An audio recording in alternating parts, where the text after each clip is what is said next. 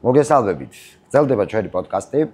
დღევანდელი ჩვენი გადაცემის თემა მავნებლების პრევენცია და კონტროლი საცხოვრისში, ანუ ჩვენ სახლებში. ამისათვის ჩვენი გადაცემის ერთ-ერთი მთავარი სპონსორი ორკინ საქართველოს დირექტორი ვლადიმერ საყვარელიძე მოვიდა სტუმრად, რომ ძალიან მნიშვნელოვან თემებზე ვისაუბროთ. გადო კიდევ ერთხელ, ანუ ჩვენ წინა სეზონზე, როდესაც თქვენ იყავით გადაცემის სპონსორი, მაშინაც გქონდა ძალიან რაღაცა ალბათ ზედაპირულად ორკინ საქართველოს საუბარი და დღეს ალბათ ვაპირებთ უკვე რაღაცა სიღრმისეულად ხალხს მივაწოდოთ ის ინფორმაცია, თქვათ, რას მოიცავს ორკინ საქართველოს ფუნქცია რა არის საქართველოში და რა პრევენციებს ატარებთ ხოლმე, თქვათ, წერების, გზნელების და ქვეწარმავლების მიმართ სხვადასხვა კერძო თუ სახლის ობიექტებში. მე მგონი სახლებზე უკვე ნელ-ნელა კულტურაც წამოვიდა, რომ ხალხი იყენებს პირად სივრცეებშიც იყენებს უკვე პრევენციას ახდენს, თქვათ, წერების და გზნელების. დიახ, გიორგი, გამარჯობა, მადლობა მოწვევისთვის. თითქმის ერთი წლის წინ ვიყავით თქვენთან, მაშინ ვისაუბრეთ უფრო მშენებლობის დროს და რემონტის დროს რა არის გათვალისწინებელი დიზაინის, არქიტექტურის დონეზე. მაშინ ვისაუბრეთ, რომ გარემოს უნდა მდებარეობას და გარემოს უნდა მიექცეს ყურადღება, კარმიდამოს ლანდშაფტირებას, დაგეგმარებას, რემონტის მერე ღიობების ამოვსება, ფანჯრების ბადეები, თვითონ შენობის ფასადი რა ფერია მნიშვნელობა, გარშემო რა განათება მნიშვნელობა. ეხლა შეგვიძლია ვისაუბროთ უკვე რემონტის შემდეგ, უკვე ასე ვთქვათ, შესახლების ექსპლუატაციის ეტაპზე, რა არის გასათვალისწინებელი და რა მომსახურებით შეიძლება ისარგებლოს და რა გადაწყვეტილებებით სახლის მესაკუთრემ თუ მავნებელი აწუხებს. არის მაგალითად ადამიანები და აი რა შეიძლება ამ ადამიანებს ჩვენ უპასუხოთ, რომ გვეუბნებიან, რომ ჩემთან არ არის არც ხოჭო, არც ქვეწარმავალი, არც ტარაკანა, არც წერი, არის თუ არა საფრთხე, თქვათ, და ყოველთვის უნდა ელოდოს თუ არა, თქვათ, მსგავსი ადამიანები, რომ მსგავსი რაღაცა შეიძლება გაჩნდეს მის სახლში. როცა ჩემი მეგობრები მე ესე ამბობენ, მე ყოველთვის პასუხობ იგივეს, რასაც უპასუხებდი, როდესაც ადამიანი ამბობს, რომ ჩემი სახლი არის დალაგებული, მოვლილი, სუფთა, ნაგავი გატანილია, ასე ვთქვათ, სარეცხი გარეცხლია, ძალიან კაი თუ ესეა, მაგრამ მავნებლის შემთხვევაში იქ დეტალებშია დამალული დემონები. საქმე იმაშია, რომ ჩვენ დარგში თუ რომ ვერ ხედავ, არ ნიშნავს, რომ არ არის. იმიტომ რომ თუ საუბრობთ, როცა მავნებელს ვამბობთ, გულისხმობთ ვირთხას, თაგვს, ტარაკანას, ასე შემდეგ, ეს ცხოველები არიან, ასე ვთქვათ, ჩვენ დარგში ამბობენ ნოქტურნალური ქმნილებები. ეს რას ნიშნავს? ღამით არის აქტიური. ანუ, როდესაც ყველაზე წყნარი და ჩუმი საათია, მაშინ არის აქტიური. გარდა ამისა, ეს ქმნილებები არიან პროგრამირებული დედაბუნების მიერ დამალვისკენ, მიმალვისკენ. ისინი ცხოვრობენ რაღაცის უკან, რაღაცის ქვეშ, რაღაცეებში, დღის სინათლისგან, ადამიანის თვალისგან და ყურისგან ყველაზე მოშორებულ და შეუმჩნეველ ადგილებში. ნაპრალებში, ხვრელებში, საინჟინრო გაყვანილობებში, სარდაფში, სხვენში, დაუშვათ კედლის, ჭერის და იატაკის მიღმა სივრცეებში, ეგრეთ წოდებულ წყალსაწრეტებში, რომელიცაც შენობას აქვს, ასე შემდეგ. და თუ ადამიანი მაგალითად ღამის საერთოდ ესე ითვლება, კიდე ერთი საინტერესო ფაქტია, რომ მეცნიერება ამბობს, რომ თუ კომუნალურ პირობებში ტარაკანას ხედავ ერთს, ეს ნიშნავს, რომ 20 კიდე არის სახლში. ხო, მარტო ერთი არ იქნება, ხო? შესაბამისად, თუ ხედავ ორს, ესე იგი 40 არის პოპულაცია. ნუ თქვენ დათვალეთ, თუ 10 ხედავ, მაშინ მგლები ვიტყობილან, ანუ ესე იგი ერთი მგელი არასდროს არ არის, იგი. ასეა, დიახ. რამოდენიმე ერთად. შესაბამისად, თუ ტარაკანას ხედავთ, ეს უკვე საკმაოდ დაგვიანებული ეტაპია, ეს ნიშნავს, რომ პოპულაცია გავრცელებულია უკვე სრულად არის გავრცელებული, რასაც ჩვენ ინფესტაციას ვეძახით და მით უმეტეს თუ დღის საათებში ხედავთ, ესე იგი უკვე საკმაოდ საგანგაშო მდგომარეობაა. იგივე ეხება თაგვს და ვირთხასაც და სხვა შემაწუხებელ თუ მავნებელ წერებს და მღნელებს. თქვენი ორგანიზაცია, ანუ ერთხელ ახდენთ რეალურად, თქვათ, ამ რაღაც კონკრეტული ლოკაციის შესწავლას და პრევენციას უკეთებთ ამ ყველაფერს თუ რაღაცა კონკრეტულ სამუშაოებს მოითხოვს ხოლმე ეს და ანუ ერთხელ სავარაუდოდ არ ხდება ხო ეს? არა, ზოგადად როგორც ჰიგიენას სანიტარიის სხვა დარგებში ჭუჭყი ყოველთვის ბრუნდება, ისეა მავნებელიც. მავნებელი ყოველთვის ბრუნდება, რა თქმა უნდა, წმენა დასუფთავებას ან ნარჩენების გატანას თუ შევედრებით ინტენსივობა და სიხშირეს სხვადასხვა გააჩნია მდებარეობას, ნაკლებია შედარებით. მაგრამ მავნებელი ყოველთვის ბრუნდება. ამიტომ არის რაღაც გამონაკლისი შემთხვევები და მავნებლის სახეობები, სადაც ერთჯერადი მომსახურება არასამუდამო, მაგრამ გრძელვადიან ეფექტს მოიტანს.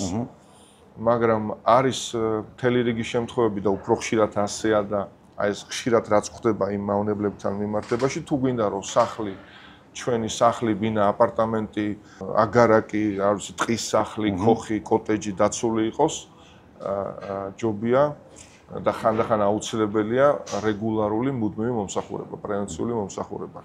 თუმცა როგორც თქვი, არის კონკრეტული შემთხვევები, როდესაც ერთჯერადი მომსახურებით გრძელვადიანი ეფექტი მიიღება.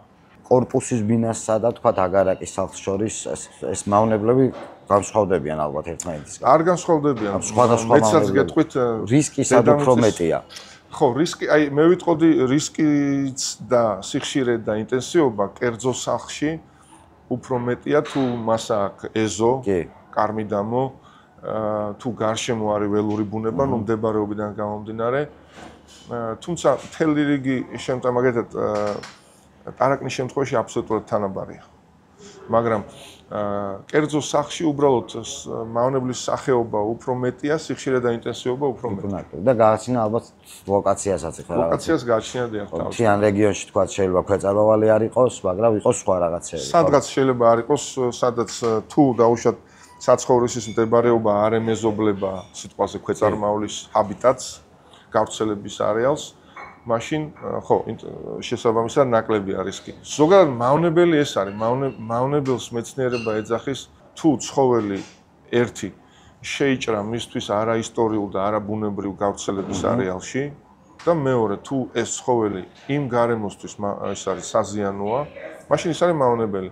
და შესაბამისად ვირთხას თავს ტარაკანას ბუს ჩვენ სახლში არაფერი ასე ვთქვათ დაუპატიჟებელი სტუმრები არის. აი როგორ ხდება ეს ტექნიკურად ვთქვათ, შეიძლება არაპროფესიონალური კითხვა დავსვა, მაგრამ თეორიულად ახლოს ვიქნები. ანუ თქვენი არსებობა კონკრეტულ ლოკაციაზე თქვენი ვთქვათ ეგრეთ წოდებული ხაფანგების, ხო ასე? ანუ ეს ქვეწარმავალი იქნება მავნებელი ნებისმიერ მავნებელი. შემოდის, ხდება ეს ბარიერები და უკან ბრუნდება? თუ იქ რაღაც ინსტინქტი აქვს ალბათ, რომ შემოვიდა თქვა ტარაკარა და რაღაცა დახა სივრცე, სადაც შეიძლება არ შეაკოდეს ხო იქაურობას და დაბრუნდეს უკან. აი კითხვა რა მხრივ, რომ აი მაგალითად გველი ახსენეთ თქვენ. გველზე ჩვენ ვაკეთებთ ინსპექციას, დაჭერას, გაყვანას და დაფრთხობას. ჩვენ და ისედაც არაპრაქტიკულია, მაგრამ გველი ძალიან მნიშვნელოვანი ცხოველია ეკოსისტემისთვის და მისი განადგურება, მისი მოკვლა არ არის მიზანშეწონილი, კი არა, აკრძალულიც არის ხშირად. მაგრამ სხვა შემთხვევებში გაუნებლობა ხშირად ნიშნავს განადგურებას, მაგრამ საშუალებები თქვით თქვენ, იქ ჩვენ გვაქვს მექანიკური საშუალებები, გვაქვს ქიმიური საშუალებები. ქიმიური საშუალებები შესაძლოა მხოლოდ კონტაქტური, ანუ თუ იმ ზედაპირთან შეხებაში კონტაქტში შევა მავნებელი რა ზედაპირის დამუშავებულია, მაშინ ხდება განადგურება. ზოგი საშუალება თან ასე ვთქვათ კონტაქტურია, თან რეპელანტი, ანუ გამდევნიც არის.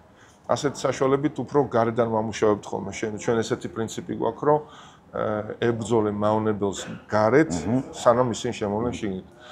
საერთოდ შიგნით არ დაშვებაზე ვმუშაობთ ჩვენ.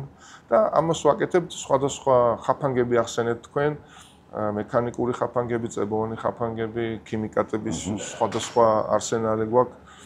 ყველაფერი თავისთავად რეგისტრირებული და ავტორიზებული ჩვენი საქმიანობისთვის. რამდენად შეუძლია თქვათ თავისი ჩემი ხელებით რომ ებრძოლო ამ ყველაფერს და თქვათ არ დავიქირაო კომპანია სიტყვაზე ორკინ საქართველოს თან არ დავრეკო და მე თვითონ რაღაცა ინტერნეტში მოვიძიო თქვათ რაღაცა შესაძლებლები ვიყიდო და რამდენად რამხელა დიდი ის იქნება შედეგი რამდენად მექნება თქვათ იცით რა საერთოდ აი გააკეთე შენ თვითონ მოძრაობა ხო არის ეს do it yourself იყიდება საშუალებები რომელიც ეს სამომხმარებლო საყოფაცხოვრებო დანიშნულებისთვის არის. მაგრამ ამას ხო სწორი გამოყენება ჭირდება. ოღონდ ხო აქ არის პრობლემა თუ გამოწვევა, რომ ამას დრო და კომპეტენცია ჭირდება, მაღალი პასუხისმგებლობის საქმეა. ანუ ეს საშუალებები არასწორად რო გამოიყენოს, ზიანი მეტია ვიდრე მავნებელს შეუძლია რომ მოაყენოს ეკოლოგიასაც, კიდე ურბანულ გარემოში, კიდე და ადამიანის ჯანმრთელობასაც.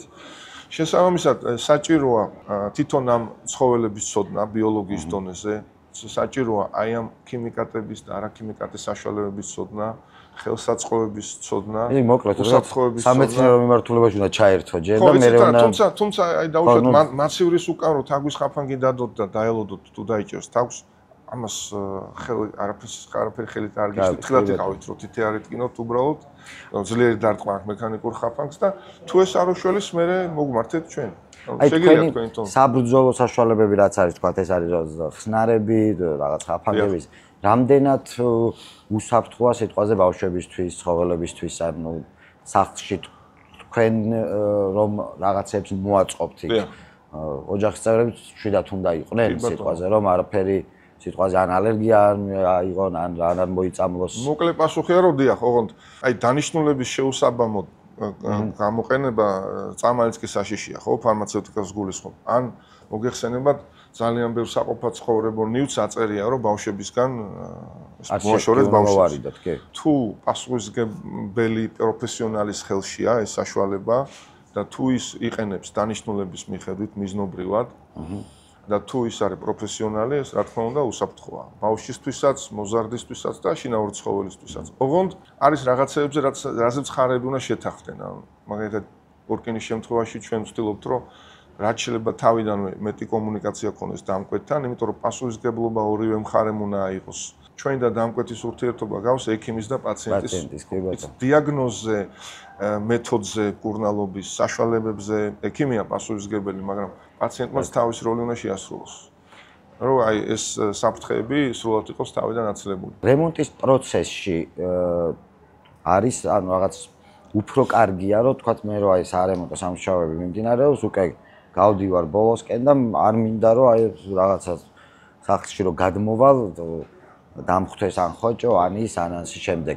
რამე წინასწარი სამუშაოების ჩატარებაც არის შესაძლებელი თქვენთან თქვათ, რომ მე მოვემზადო იმისთვის, რომ არც წერი შემოვიდეს, არ ხნელი, ახო აი რაღაც ალბათ არსებობს უკვე პროცესი. რემონტის ბოლოში გასვლისას, აი როდესაც უკვე ასე ვთქვათ, შესახლება მიმდინარეობს სხვადასხვა ნივთების, სხვადასხვა საყოფად ცხოვრებულ საშუალებების, ამ ეტაპზე რო უხმოთ პროფესიონალს, რომელიც ინსპექციას გააკეთებს სახლში, ბინაში, ეზოში, ასე ვთქვათ, მთლიანად კარმიდამოს. ხო, ანუ საიდან არის საფრთხე, რომ თქვათ ესათვის ხო, ინსპექცია მავნებელი შემოვიდეს. ინსპექცია კეთდება, დიახ, რომ გამოვლინდეს მავნებლის კვალი, მოხდეს მავნებლის იდენტიფიკაცია, ასევე მოხდეს შემოღწევის გზების პოტენციური შემოღწევის გზების იდენტიფიცირება და შეფასდეს გარემო, რომელმაც შეიძლება გამოიწვიოს სხვადასხვა მავნებლის გავრცელება. აი თუ რემონტის ბოლოს ასეთი საქმისთვის დაგვიძახებთ, ამას ზეპირი კონსულტაციაც მოყვება ადგილზე და მეორე დღეს უკვე ჩვენ კონკრეტული მომსახურების აღწერილობით და დაფარვით შეთავაზებას ვაკეთებთ. და მე უკვე დამკვეთზე. ანუ უფრო ნაკლები სამუშაოების ჩატარება არის ალბათ თავიდანვე თუ დიახ, თუ არის შესაძლებლობა რომ ამ სერვისი უკვე კონკრეტულ ლოკაციაზე. თუ არის საშუალება რომ ამ სერვისში თავიდანვე ინვესტირებული იყოს ოჯახი. შემდეგ რა თქმა უნდა უკვე ნაკლებია ხარჯი და ზიანიც და რისკიც, ვიდრე დავუშვათ დაველოდოთ, როდესაც რაღაც კონკრეტული მავნებელი გავრცელდება სახლში, კარმიდამოში. და მე უკვე რეაქტიული მეთოდებით ვებრძოლოთ. კონკრეტულ ობიექტზე თქვენი ტექნიკოსი რა სიხშირით დადის და რა სიხშირით უწევს რეალურად სიარული, რომ თქვათ მაქსიმალურად რომ აღმოიფხრას ეს ყველა პრობლემა. როდესაც ბიზნეს ოპერატორებს ვემსახურებით სხვადასხვა დაწესებულებებს, აი რასაც განსაკუთრებით სურსეთის უნებლობა არეგულირებს, ან ჯანდაცვის სხვადასხვა კანონი არეგულირებს, იქ ხანდახან არა, ხშირად თვეში ერთი ვიზიტიც არ არის. ხანდახან თვეში ორი ვიზიტიც არ არის საკმარისი, მაგრამ საცხოვრისის შემთხვევაში წელიწადში 12, 8, შეიძლება 6 ვიზიტიც საკმარისია იმისთვის, რომ ძირითადი მავნებლისგან შენობა იყოს დაცული. შენობა, სახლი, ბინა იყოს დაცული. ჩვენი ტექნიკოსი წინასწარ ჩვენ ხელშეკრულებით მუშაობთ. წინასწარ გეგმავთ ვიზიტებს, როდესაც თარიღი მოახლოვდება თარიღს და საათს ერთმანეთს ვახსენებთ, ვაფრთხილებთ. თავისთავად მნიშვნელოვანია, რომ სახლში უნდა იყოს მესაკუთრე, რომ დაგხვდეს, გაგვიღოს კარები და მუშაობთ, აი როგორც თქვენ ბრძანეთ, პირველ რიგში ჩვენ ინსპექციას ვაკეთებთ, იმიტომ რომ შეიძლება იქ ელემენტარული ქცევითი კონტროლის თვალსაზრისით რაღაც რეკომენდაციების საფუძველზე ბევრი რაღაცა მოგვარდეს.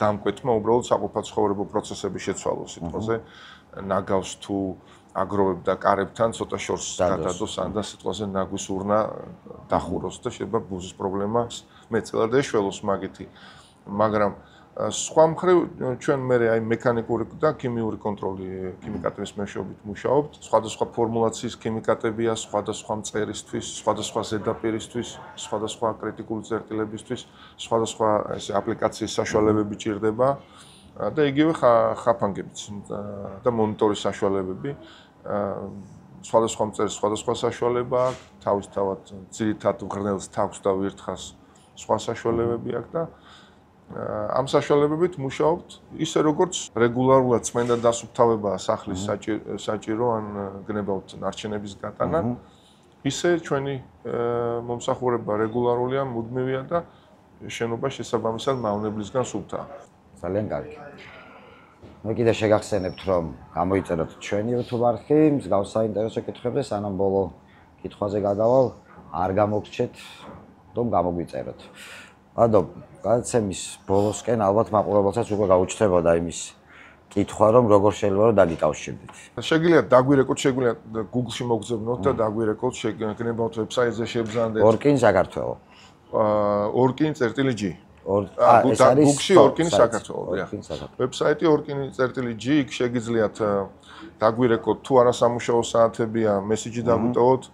თუ არა და email-ზე მოგწერთ და ორივე შემთხვევაში ჩვენ თვითონ დაგიბრუნდებით უკვე სამუშაო საათის პირველივე შესაძლებლობაზე. შეგიძლიათ სოციმედიის საშუალებით მოგზავნოთ. ჩვენი პოდკასტის სტუმარი იყო ორკინ საქართველო. დარწმუნებული ვარ, ძალიან ბევრი საინტერესო ინფორმაცია მიიღეთ. მადლობა სტრადას ამ ლამაზის სივრცის დათმობისთვის. თქვენ კი კიდევ ერთხელ შეგახსენებთ, რომ გამოიწეროთ ჩვენი YouTube არხი. სამომავლოდ ძალიან საინტერესო გადაცემების და ინფორმაციის მიღებისთვის. მომავალ შეხვედრამდე.